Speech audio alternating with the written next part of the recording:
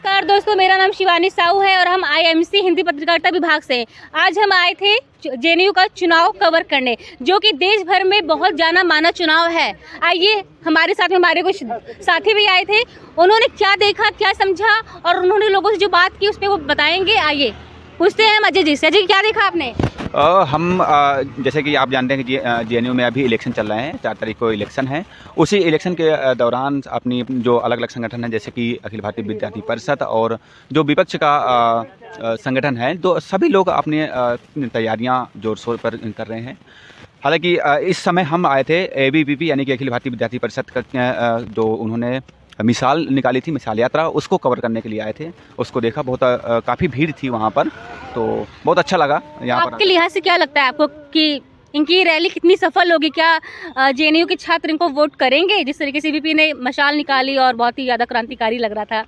देखो, मसाल में नो डाउट की भीड़ थी, अच्छी खासी भीड़ थी, लोगों का समर्थन अच्छा था, लेकिन ये परिणाम ही तय करेगा कि किसकी कौन इस अध्यक्ष पद को हासिल करेगा, या फिर जितने भी पद हैं उनमें कौन काबिज होता है। ये तो देखो 4 तारीख को इलेक्शन है, इसके बाद जब परिणाम आएंगे तो वो तो परिणाम पर ही ये तय किया जा सकता है। अभी हम तो सिर्फ एनालिसिस कर सकते हैं उस चीज़ का, एक पत्रकार होने के नाते।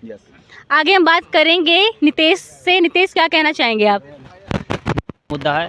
उसके बाद लेफ़्ट वालों को हमने है ना भी देखा, लेफ़्ट वाला में कम भीड़ था, मगर इसमें हम लेफ़्ट वाले से भी बात किया तो उन्होंने बताया कि समय ज़्यादा हो गया था, इसलिए भीड़ कम थी। चूँकि 12:30 बजे समय हो गया था, लोग हॉस्टल में सो रहे थे, फिर भी भीड़ अच्छी खासी थी।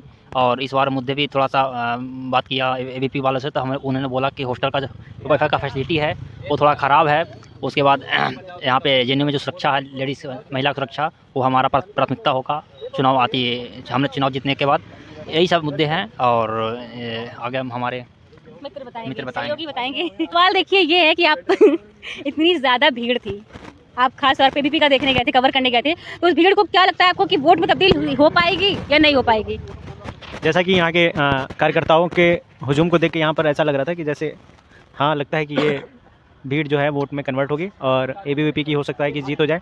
पर जब हम गए थे उसमें यहाँ पर जो विपक्ष कहते हैं लेफ्ट विंग के उसमें पार्टी में, तो वहाँ पर भी हमने जो मुद्दे पूछे उन्होंने भी वही मुद्दे गिनाए जो हमको एबीवीपी वालों ने गिनाए थे।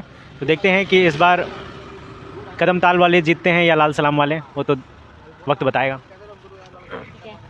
आकर जी, मैं ये बताइए कि आपको यहाँ के कैसा लग रहा है, कितने एनर्जेटिक महसूस कर रहे हैं? जो कि ठंड का माहौल है, और सबसे पहले मैं शिवानी जी को धन्यवाद देना चाहूँगा, इनके चैनल को बहुत बहुत बधाई देना चाहूँगा।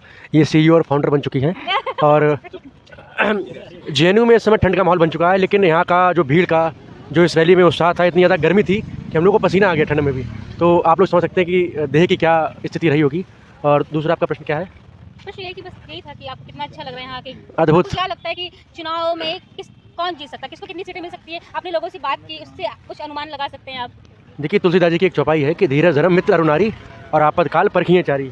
तो हमें धैर्य का विश्वास रखना चाहिए और 4 तारीख के बाद का इंतजार करना चाहिए। अभी हम केवल अनुमान लगा सकते हैं, बाकी संभवतः मुझे ऐसा लगता है कि इस बार एबीवीपी ज़्यादा भारी रहेगी। अब आगे हम अपने सहयोगी और साथी तिवारी जी से बात करते हैं कि आप ये बताइए कि आपने इतने सारे लोगों से बात की है और स्टूडेंट से भी बात की होगी, नेताओं से भी बात की जो खड़े हैं चुनाव में, तो आपको क्या माहौल लग रहा है, लोगों के मूड क्या लग रहा है, किसको कितनी सीटें मिल सकती है, कुछ आप अनुमान लगा सकते हैं? जी, पत्रकार के हैसियत से तो हम ये नहीं बता सकते कि माहौल किसका है और कौन जीत रहा है कौन हार रहा है, लेकिन यहाँ पे हम आए थे कवर करने एबीवीपी को। हुजूम तो ठीक ठाक था, लेकिन तो भारत में एक परंपरा चली आ रही है चुनने की और चुगने की। तो चुनाव होने वाला है, तो अब एबीवीपी धर्म के नाम पे धीरे धीरे चुगना शुरू कर दी है अपने विद्यार्थियों को जो उनके सपोर्टर हैं, इस बात को लेकर कि अगर आप भारत माता से प्रेम कर रहे हैं तो आप एबीवीपी को चुनिए। लेकिन ये ज़रूरी नहीं है कि अगर आप बीजेपी को मतलब या फिर एबीवीपी को चुन रहे हैं तब आप भारत माता से प्रेम कर रहे हैं, ऐसा कुछ भी नहीं है। आप अगर लेफ्ट को चुन रहे हैं यहाँ पे, तभी भी आप उतना ही प्रेम करेंगे अपनी भारत माता से। आगे आपका दूसरा प्रश्न हो तो प्रश्न ये है कि जैसे कि एबीवीपी कह रही है कि हम बहुत सारे कार्य किए हैं यहाँ पे, लेकिन एनएसयू कह रही है कि इन्होंने कुछ काम नहीं किया, बस झगड़ा किया है और हर बार जब झगड़ा होता है तो यही आगे होते हैं। आपको लगता है कि ऐसा कुछ है? नहीं, ये तो उनके कैंडिडेट बता पाएंगे ना कि उन्होंने कितना काम किया है और किस मेमोरेंडम को लेकर बच्चों के बीच में जा रहे हैं। ये काम मेरा नहीं है, मैं यहाँ पे आया था कवर करने, मैंने कवर किया तो यहाँ पर तो ठीक ठाक मतलब जो संख्या है ना, देखा नहीं। हाँ, मेरे हिसाब से तो अभी मैं केवल एबीवीपी को देखा हूँ, इसका जो विरोधी दल है उसको मैं नहीं कवर कर पाया हूँ। यहाँ तो भीड़ ठीक ठाक थी, अब उसकी भीड़ को देखना होगा, उसके बाद हम एनालाइज कर पाएंगे कि मतलब कौन सी पार्टी यहाँ पे थोड़ा अभी आगे निकल रही है। अगले साथी अमित जी से बात करती हूँ कि उन्होंने यहाँ के क्या क्या अनुभव किया, वो अपने अनुभव आपको साझा करेंगे। जैसे कि मैं वेद प्रकाश तिवारी के बात से बिल्कुल सहमत हूँ कि इस बार यहाँ पर राष्ट्रवाद को लेकर वोट मांगा जा रहा है। इसके अलावा है ना यहाँ पर मशाल यात्रा निकली जो कि है ना एकता का प्रतीक माना जाता है। और पहली बार मैंने जेएनयू में, बल्कि मैं पहली बार ही आया था, लेकिन सुनने में ऐसा आया था कि यहाँ पर वामपंथ का बहुत ज़्यादा जोर शोर है। लेकिन पहली बार मैंने इतना एबीपी का इतना भीड़ देखा यहाँ पर जिससे मैं दंग रह गया हूँ। बाकी चुनाव हो रहा है, उसका रिजल्ट का इंतजार करते हैं और धैर्य रखते हैं। अभी कुछ कहना बहुत जल्दबाजी होगी इस बारे में।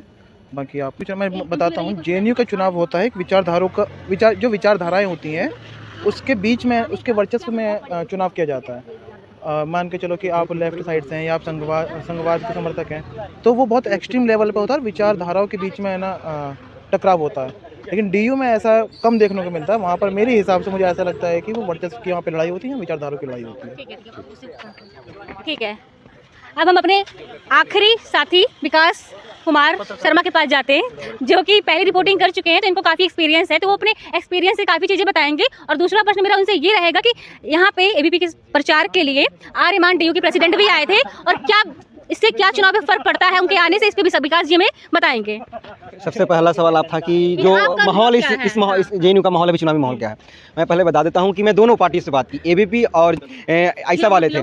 अगर एबीपी की बात की जाए तो वही मुद्दा लेकर आए हैं जो अन्य यूनिवर्सिटी में इनका मुद्दा था। लेकिन अगर एबीपी अगर जीतेगी तो यहाँ इतिहास रचेगी, लेकिन ऐसा नहीं लग रहा है। अगर वही आयशा कैंडिडेट की बात की जाए तो वह उनका वर्चस्व पहले से भी रहा है और वो जीतते आए हैं, और इस बार भी उनका जीतने का चांस ज़्यादा है। लेकिन हुजूम की बात की जाए तो एबीपी के पास इतना हुजूम था, जहाँ देखिए वहाँ लोग भीड़ ही नज़र आ रहे थे, स्टूडेंट ही नज़र आ रहे थे, उनके समर्थक ही नज़र आ रहे थे। वही अगर आयशा की ओर देखें तो उनके पास हुजूम कम थी, लेकिन हुजूम से वोट में परिवर्तन नहीं होता है, हो सकता है कि आयशा ही जीते।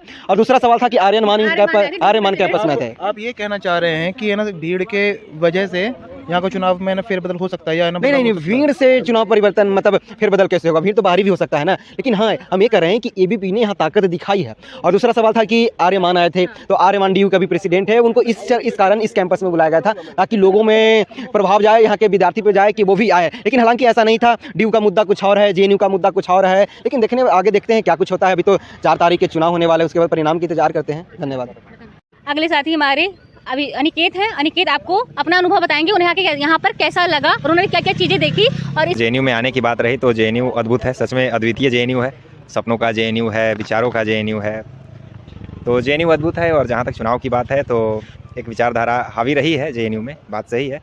पर अगर इधर पिछले कुछ वर्षों में देखें तो यहाँ विद्यार्थी परिषद मजबूती से उभर कर आए। पिछले चुनाव में एक सीट भी जीती थी। और विद्यार्थी परिषद की एक खासियत है कि वो ग्राउंड पे काम करती है, और जब दिखाने की बारी आती है वो दिखाती भी है। उसके परिणाम चौंकाने वाले अक्सर होते हैं।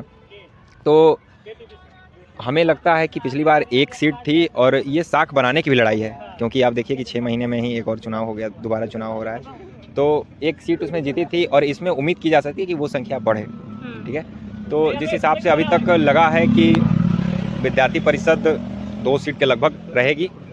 जैसा कि मेरे सभी साथियों ने आपको बताया अपना अपना अनुभव, कैसा उन्हें लगा जेएनयू आके। हमारा फर्स्ट चुनाव था, ये हमने कवरेज किया है। लेकिन अभी आखिरी हमारा अंतिम दिन जो है, अभी चुनाव की जो घोषणा होगी उस दिन भी हम आएंगे और चुनाव रिजल्ट देखेंगे और आपको बताएंगे। आप हमारे साथ में ऐसे ही बने रहिए। धन्यवाद।